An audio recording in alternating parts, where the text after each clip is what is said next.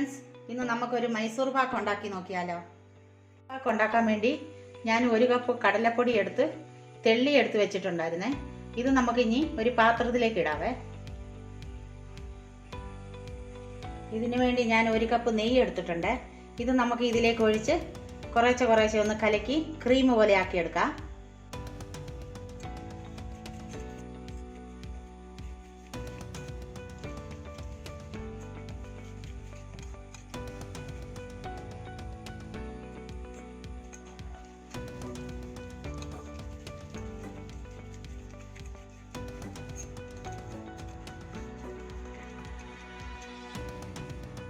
നമുക്കിത് കട്ടയൊന്നും ഇല്ലാതെ നല്ലപോലെ നമ്മൾ ഈ വിസ്ക് വെച്ച് ഉടച്ചെടുക്കണം.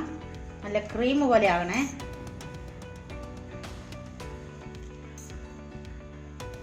നിങ്ങൾക്ക് നെയ്ക്ക് പകരം പകുതി എണ്ണയും പകുതി നെയ്യും കൂടെ ഒഴിച്ച് ഇങ്ങനെ കലക്കിയെടുക്കാം. ഇതെല്ലാം ഞാൻ നന്നായി കലക്കിയെടുത്തിട്ടുണ്ട്.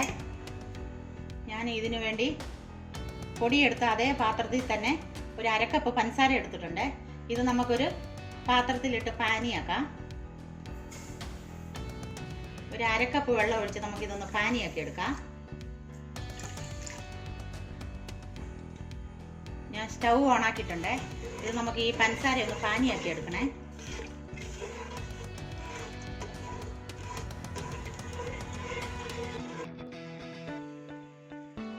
നമുക്കിത് പാനിയായോ എന്നൊന്ന് നോക്കാവേ. ഇതുപോലെ നൂല് പരുവം വരണേ. നമുക്ക് ഇനി ഇതൊന്ന് ഓഫാക്കാം. നമ്മൾ ഈ കടലപ്പൊടി കലക്കി നെയ്യിൽ വെച്ചത് നമുക്ക് ഇതിലേക്ക് ചേർക്കാവേ.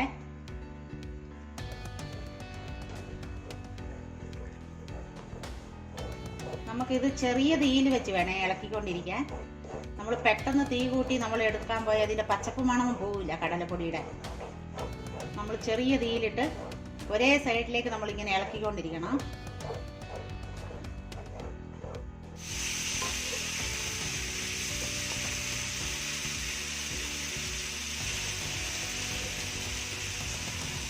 നമുക്ക് ഇതിലേക്ക് കുറച്ച് ഏലക്കപ്പൊടി ഇട്ട് കൊടുക്കാവേ.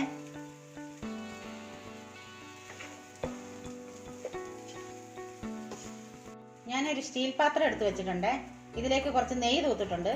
ഇത് നമുക്ക് ഈ മൈസൂർ പാക്ക് ചൂടോടെ എടുത്ത് ഈ പാത്രത്തിലേക്ക് ഇടാം. നമുക്ക് ഈ പ്ലേറ്റിൻ്റെ അകത്തോട്ട് ഇത് ഇടാവേ. നമുക്ക് ഈ പാത്രത്തിലൊന്ന് സെറ്റാക്കി വെക്കാവേ.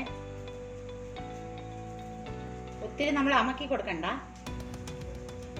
നമുക്കിതൊരു മാർക്കാക്കി കൊടുക്കാവേ.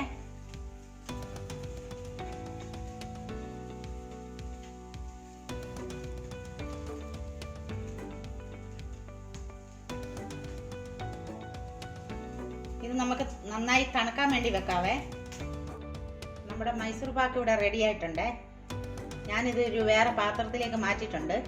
ഇത് നമുക്കൊന്ന് മുറിച്ച് നോക്കാം. നല്ല മുരുമുരുന്നായിട്ടുണ്ട്. നല്ല ടേസ്റ്റാണ്.